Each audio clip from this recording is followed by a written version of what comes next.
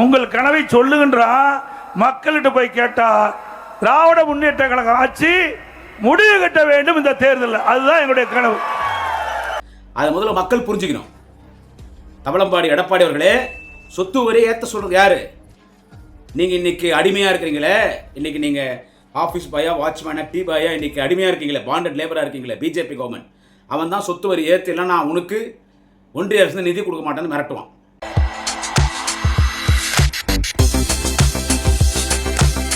நண்பர்களே வணக்கம், குடியாத்தம் குமரன் பேசுகிறேன்.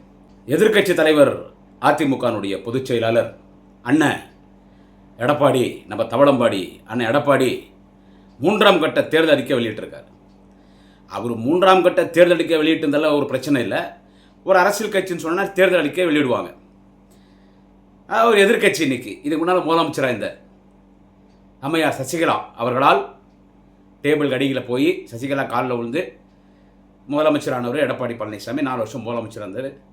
இப்போ அவருக்கும் முதலமைச்சராக வரத்துக்கு ஆசை வந்துடுச்சு. அது தப்பு இல்லை, எனக்கு ஏற்கனவே முதலமைச்சராக இருந்தார், ஆசை யாரை விட்டுச்சு. வந்தால் இன்னொரு 10 லட்சம் கோடி ஊழல் பண்ணலாம், அதனால் அவர் முதலமைச்சர் ஆயாகணும்னு முடிவு பண்ணிட்டார். அது மக்கள் தீர்ப்பே மகேசன் தீர்ப்பு. ஆனால் மக்கள் பண்ணியிருக்கிற முடிவு என்னன்னு கேட்டால் 2026 மீண்டும் தமிழகத்தின் முதல்வராக, தமிழகத்தினுடைய சிறந்த தலைவராக, சிறந்த முதல்வராக, முதன்மை முதல்வராக, தமிழகத்தினுடைய சிறந்த தலைவராக இருக்கிற தலைவர் தளபதி ஸ்டாலின் தான் 2026 மீண்டும் தமிழகத்தின் முதலமைச்சராக வர வேண்டும் என்று மக்கள் முடிவெடுத்து விட்டார். சரி, ஆசை யாரை விட்டு அண்ணன் 3ஆம் கட்ட தேர்தல் அறிக்கை நேற்று வெளியிட்டார். நம்ம தவளம்பாடி அண்ணன் எடப்பாடி பழனிசாமி. இதில் ஒரே ஒரு பாயிண்ட் ஒன்று சொல்கிறேன். என்னன்னு கேட்டால், திடீர்னு சொல்கிறார் 3ஆம் கட்ட தேர்தல் அறிக்கையில் என்ன சொல்கிறார் அப்படின்னா, டேபிள் கீழே பார்த்து படிக்கிறார். அதை டேபிள் கீழே போய் பழக்கப்பட்டவர் தவளம்பாடி அண்ணன் எடப்பாடி அவர்கள் டேபிள் கீழே, நீங்கள் நல்லா பாருங்கள் அந்த வீடியோவை, டேபிள் கீழே போய் படிக்கிறார். அதில் நடைபெற்று கொண்டிருக்கிற திராவிட முன்னேற்ற கழக ஆட்சி, இந்த திராவிட மாடல் அரசு, மக்கள் ரொம்ப கஷ்டப்படுறாங்க, சொத்து வரியெல்லாம் ஏறி போச்சு. சொத்து வரி ஏற்ற சொல்கிறது யாரு? அதை முதல்ல மக்கள் புரிஞ்சுக்கணும். தவளம்பாடி எடப்பாடி அவர்களே, சொத்து வரி ஏற்ற சொல்கிறது யாரு?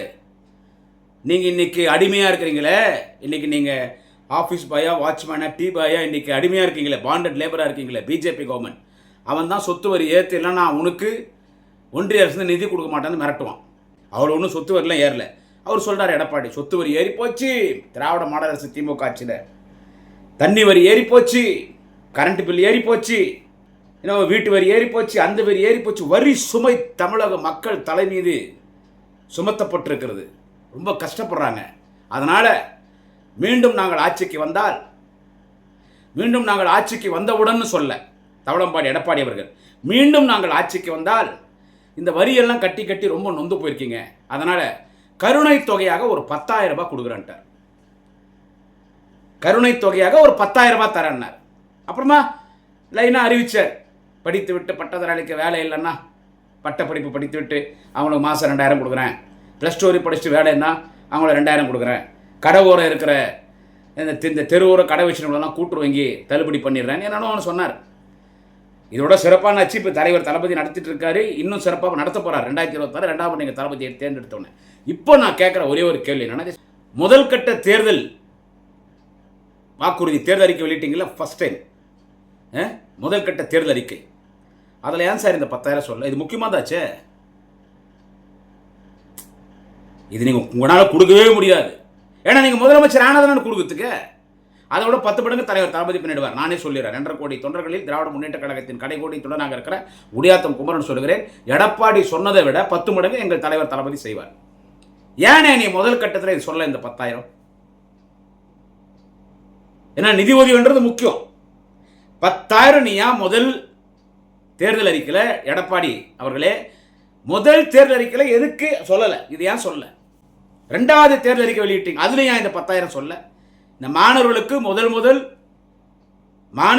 மாணவிகளுக்கு முதல் புதுமை பெண் திட்டத்தின் மூலமாக 1,000 ரூபாய், தமிழ் புதுவன் திட்டத்தின் மூலமாக 1,000 ரூபாய் என்று அறிவித்தவர் தளபதி அவர்கள் மீண்டும் ஆட்சிக்கு வரப்போகிறார். நீங்கள் மீண்டும் தலைவர் தளபதியோட ஆட்சி கட்டில் அமர வைக்க போகிறீர்கள்.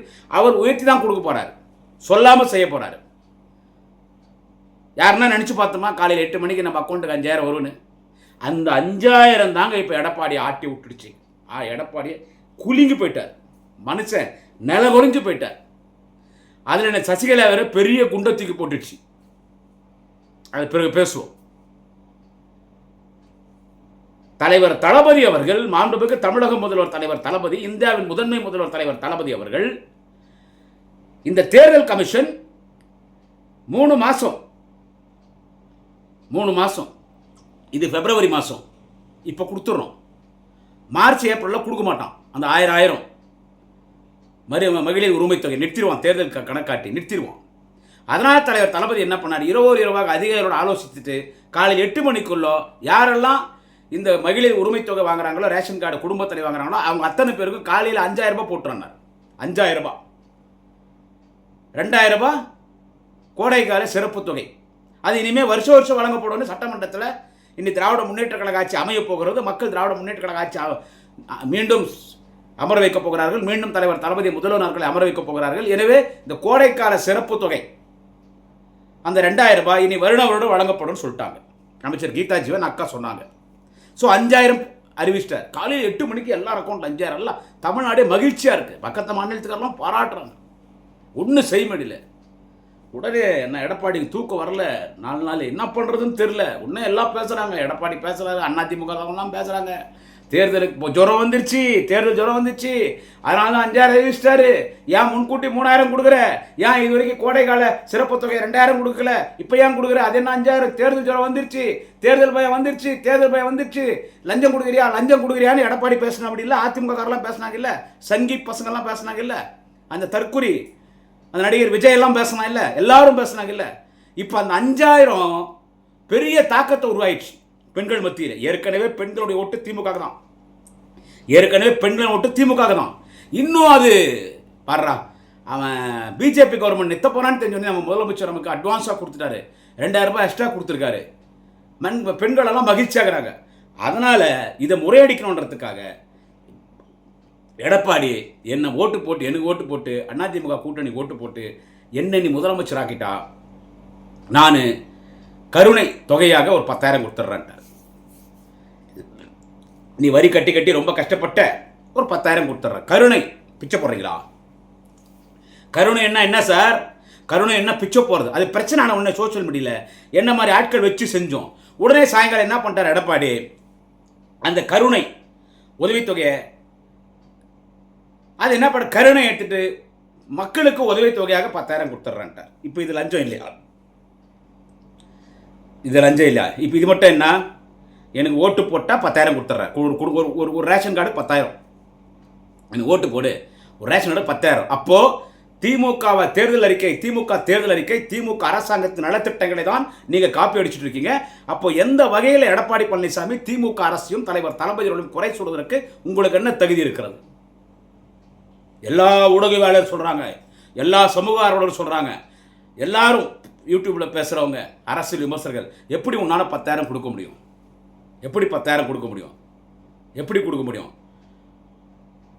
நீ கூட்டணி சேர்ந்து அடிமையாக இருக்கிற பிஜேபி, மோடி 15 லட்சம் ரூபாய் எல்லார் அக்கௌண்ட்லையும் போட சொன்னாரே, போட்டாரா?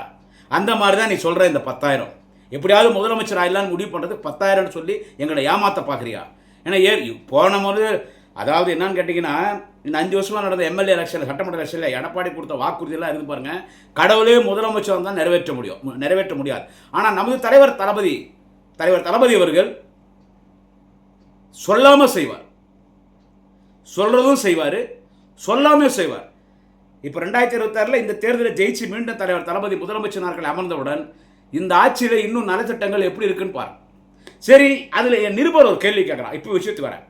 ஏங்க, ஏற்கனவே இந்த தமிழ்நாட்டில் நிறைய கடன் வாங்கிடுச்சு திமுக ஆட்சி, நிறைய கடன் சுமை இருக்குது. அப்படி இருக்கும்போது நீங்கள் முதலமைச்சரானா எப்படி நீங்கள் 10000 ரூபாய் ஒரு குடும்ப அட்டைக்கும் அந்த கருணை தொகைன்னு சொன்னீங்க, எப்படிங்க நீங்கள் கொடுப்பீங்க அப்படின்னு கேட்குறேன். எடப்பாடி பழனிசாமி எதுக்காக இந்த 10000 ரூபாய் கருணை தொகையாக நான் எல்லாருக்கும் கொடுக்குறேன்னு சொன்னது, நீங்கள் நிறைய வரி கட்டிட்டீங்க, வீட்டு வரி கட்டிட்டீங்க, கொடா வரி கட்டிட்டீங்க, அப்புறமா மின்சாரம் ஏறி போச்சு, அந்த வரி ஏறி போச்சு, இந்த வரி ஏறி போச்சு, வரிச்சுமை தமிழ்நாட்டு மக்கள் தலைமீது நிறைய இருக்குது, நிறைய வரி கட்டி கஷ்டப்படுறீங்க, அதனால் நான் ஒரு 10000 கொடுத்துட்றேன்னு சொன்னார்ல. இப்போ நிருபர்கள் கேட்குறாங்க எடப்பாடி பழனிசாமி கிட்ட, நீ எப்படி கொடுப்ப 10000? இங்கே தான் விஷயத்துக்கு வரேன். அப்போ சொல்கிறாரு தவளம்பாடி எடப்பாடி, நான் பொருளாதார பொருளாதார நிபுணர்களோட ஆலோசனை செய்வேன், முக்கிய அதிகாரிகளோட ஆலோசனை செய்வேன்.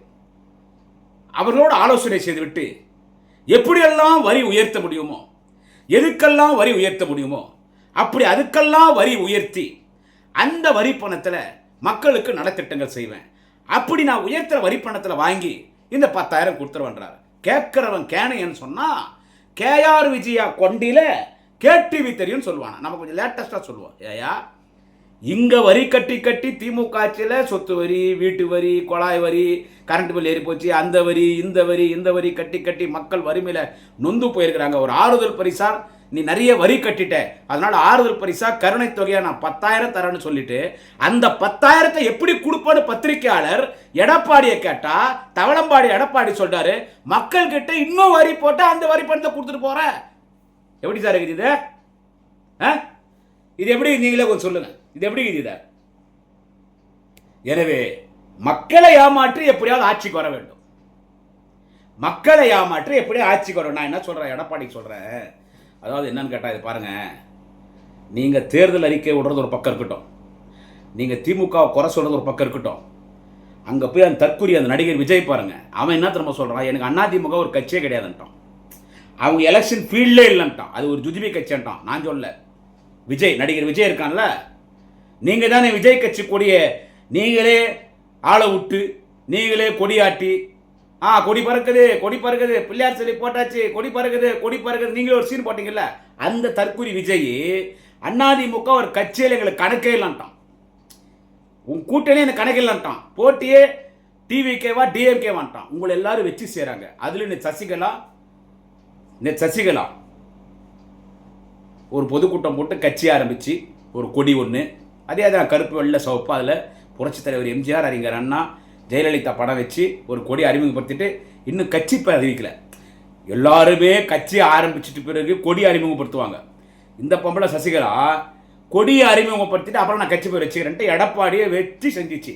நான் எப்படியெல்லாம் முதலமைச்சராக்கினேன், எவ்வளோ கஷ்டப்பட்டு முதலமைச்சராக்கினேன், என்னை எடப்பாடி வர வழியிலே கொலை பண்ண பார்த்தாரு, நான் வண்டி மாறி வந்தேன், நான் சென்னை ஜெயிலுக்கு போறீங்களான்னு கேட்டாங்க, நான் சென்னை ஜெயிலுக்கு வந்தால் எடப்பாடி நான் கொலை பண்ணிருப்பாரு, இனி எடப்பாடி யாருன்றதை மக்களுக்கு வெளிச்சம் போட்டு காட்டுவேன், துரோகி அப்படின்னு இப்போ சசிகலா கிளம்பியிருக்கு.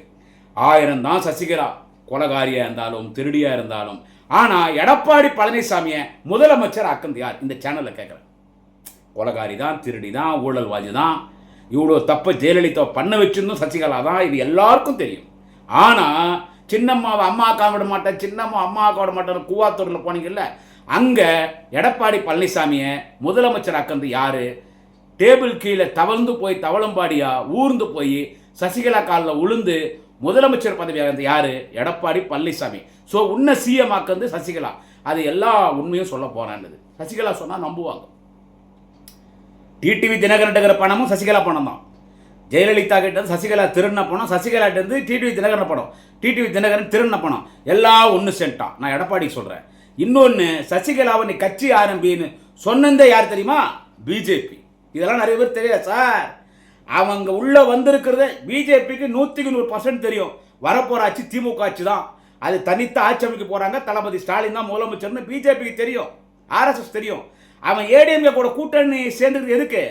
இங்க ஏடிஎம்கேவே காலி பண்ணணும். எப்படி பாமக அப்பம் புள்ளிக்கு சண்டை விட்டு அந்த கட்சியை ஒன்றில்லாதாகிட்டான். இப்போ அதிமுக காலி பண்றது தான். அதிமுக கூட்டணி சேர்ந்து சசிகலாவை கட்சி ஆரம்பிக்க சொல்லிட்டான். விஜயை கூப்பிட்டு நீ கட்சி ஆரம்பிடுறான்ட்டான். செங்கோட்டையன் போனதுக்கு நீ போய் விஜய் கிட்ட சேரன்ட்டான். இப்போ பிஜேபி ஆர்எஸ் கணக்கை ஏடிஎம்கே முடிக்கிறதுக்கு எனவே நீ பிஜேபி கூட சேர்த்துன்னு எடப்பாடி அங்கே லேபராக இருக்கீங்க, டீபாயாக இருக்கீங்க, வாட்ச்மேனாக இருக்கிறீங்க. பிஜேபியை சமாளிக்கணும், சசிகலாவை சமாளிக்கணும்.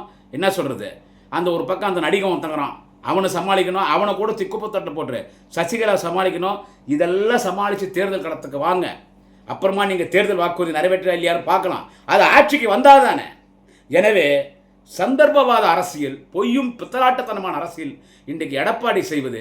இந்த 5000 ரூபாய் மகளிர் உரிமை தொகை கோடைக்கால சிறப்பு தொகைன்னு தளபதி அறிவிச்சிருந்த கிண்டல் பண்ணிட்டு இன்னைக்கு அதுக்கு பயந்து போய் நான் 10,000 கொடுத்துட்றேன், நான் அவங்க 5,000 தானே கொடுத்தாங்க, நான் 10,000 கொடுத்துட்றேன், எனக்கு ஓட்டு போட்டுறேன்னா மக்கள் ஏமாற மாட்டாங்க. எடப்பாடி நீ குடும்ப அட்டைக்கு 1 லட்சம் தரேன்னு சொன்னாலும் தமிழக மக்கள், தமிழினத்தின் தலைவர், தன்மான தலைவர், திராவிடத்தின் தலைவர், தேச தலைவன், தலைவர் தளபதி, தலைவர் ஸ்டாலின் அவர்களுக்குத்தான் வாக்களித்து திமுக கூட்டணி தனிப்பெரும்பான்மையோட ஆட்சி அமைக்கும். தலைவர் தளபதி முதலமைச்சர், அண்ணன் உதயநிதி ஸ்டாலின் துணை முதலமைச்சர் எடப்பாடி. போய் எடப்பாடியில் எம்எல்ஏ ஜெயிக்க முடியுமான்னு போய் பாருங்க. அப்புறமா தேர்தல் அறிக்கையெல்லாம் படிக்கலாம். எனவே இந்த பித்தலாட்ட அரசியலெல்லாம் மக்கள் நம்ப மாட்டார். மக்கள் தலைவர் தளபதி, எங்கள் தலைவர் தளபதி ஸ்டாலின் தலைவர் பக்கத்தில் இருக்கிறார், அண்ணன் உதயநிதி பக்கத்தில் இருக்கிறார்.